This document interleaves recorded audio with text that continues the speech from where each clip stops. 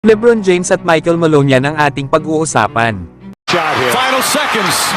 Bryant for the win. Bang!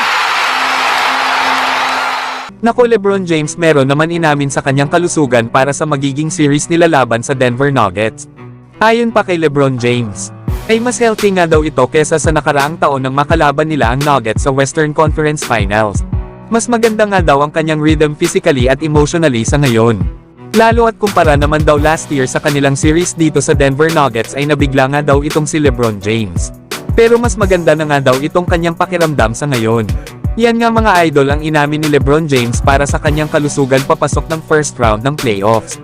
Bagamat hindi nga ito 100% ay ang good news naman, ay mas maganda ang kanyang nararamdaman kesa last year. Alam naman natin na pinilit ni LeBron na maglaro hanggang makarating sila ng Western Conference Finals last season. Lalo at may iniinda talaga itong injury sa kanyang paa. Isa pa ay nahirapan din talaga si LeBron na harapin ang Denver Nuggets last year. Lalo at napagod si LeBron na buhatin ang kanilang kupunan sa opensa. Dahil itong sila Anthony Davis at D'Angelo Russell ay hindi nila nadala sa series nila laban sa Denver Nuggets. Ang maganda nilang performance na ipinakita nila sa playoff series nila laban sa mga kupunan ng Memphis at Warriors. Kaya ang dapat gawin dito ng mga kasama ni LeBron James ay mag-step up talaga. Pero syempre ay dapat gumawa itong si Coach Darvin Ham ng tamang game plan na gagamitin nila laban sa Denver Nuggets. Kaya panigurado na ibang LeBron James na ang makakaharap ng Denver Nuggets lalo at mas maganda ang pakiramdam nito sa ngayon kesa last year. Samantalang head coach ng Denver Nuggets ay walang tigil ang patama sa Los Angeles Lakers. Sinabi kasi nito na meron daw 15 na ibang kupunan ang gusto kung ano ang meron sila. At ito nga ay ang World Championship Trophy na sinusubukan daw ng lahat na kunin ito sa kanila. Nanalo nga daw sila ng championship tapos ngayon ay makakaharap nila ang gutom na Los Angeles Lakers na naiinis sa kanila dahil tinalo lang naman daw nila ito ng 8 straight times. Yan nga mga idol ang mga sinabi nitong si Michael Malone sa Los Angeles Lakers. Malaki nga ang tiwala nito sa kanyang kupunan lalo at sila ang defending champion.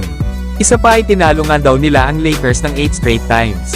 Isama pa ang duo nila ni Nikola Jokic at Jamal Murray na pinagkakatiwalaan ni Coach Michael Malone, na siyang mangunguna para pataubin muli nila ang Los Angeles Lakers sa first round series nila sa playoffs. Pero syempre mga idol ay hindi na yan basta-basta magpapatalo ang Los Angeles Lakers. Lalo at sa kanilang last 10 games bago matapos ang regular season ay 7 dito ay napanalo ng Lakers. At dahil na din ito sa magandang performance ng kanilang starting 5. Pangalawa nga sila sa league pagdating sa free throw rate. Ginagamit kasi ng Lakers ang kanilang size at strength para makakuha ng contact under the rim. Kaya isipin nyo na lang mga idol, kung magagamit lang ng Lakers na maayos ang kanilang kakayahan at game plan, ay hindi malabong ma-upset ng Los Angeles Lakers ang Denver Nuggets.